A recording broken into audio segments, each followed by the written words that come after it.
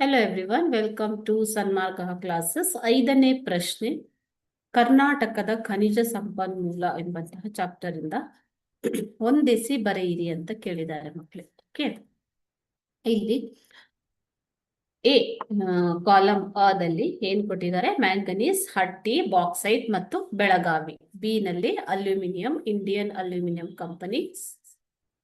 C KGF.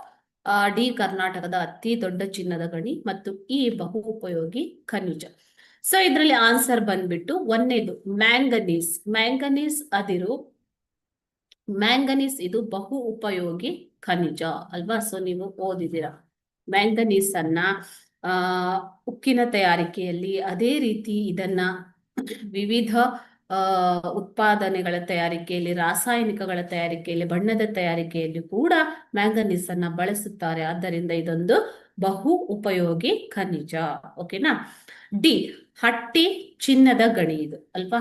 So ಹಟ್ಟಿ ಚಿನ್ನದ ಗಣಿಯು ಕರ್ನಾಟಕದ ಅತಿ ದೊಡ್ಡ ಚಿನ್ನದ ಗಣಿ. ಓಕೆ, ಸೊ ಇದು ಕರ್ನಾಟಕ ಅಷ್ಟೇ ಅಲ್ಲ, ಭಾರತದಲ್ಲೇ ಅತಿ ದೊಡ್ಡ ಚಿನ್ನದ ಗಣಿ. ಓಕೆ, ಮೂರನೇದು ಬಾಕ್ಸೈಟ್. ಬಾಕ್ಸೈಟ್ ಅನ್ನ ಯಾವ ಲೋಹವನ್ನ ತಯಾರಿಸಲು ಬಳಸುತ್ತಾರೆ ಮಕ್ಕಳೇ? ಅಲ್ಯೂಮಿನಿಯಂ ಲೋಹವನ್ನ ತಯಾರಿಸಲು ಬಳಸುತ್ತಾರೆ. A aluminium. Okay, so last fourth one ಬೆಳಗಾವಿಯಲ್ಲಿ ಇಂಡಿಯನ್ ಅಲ್ಯೂಮಿನಿಯಂ ಕಂಪನಿ ಇರುವಂಥದ್ದು.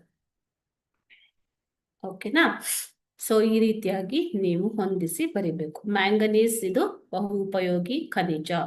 ಎರಡನೇದು ಹಟ್ಟಿ, ಕರ್ನಾಟಕದ ಅತಿ ದೊಡ್ಡ ಚಿನ್ನದ ಗಣಿ. 2 ಬಾಕ್ಸೈಟ್ ಇಂದ ಅಲ್ಯೂಮಿನಿಯಂ ಅನ್ನ ತಯಾರಿಸುವಂಥದ್ದು. ಓಕೆ, ಸೊ ಬೆಳಗಾವಿಯಲ್ಲಿ ಇಂಡಿಯನ್ ಅಲ್ಯೂಮಿನಿಯಂ ಕಂಪನಿ ಇರುವಂಥದ್ದು. Okay, thank you.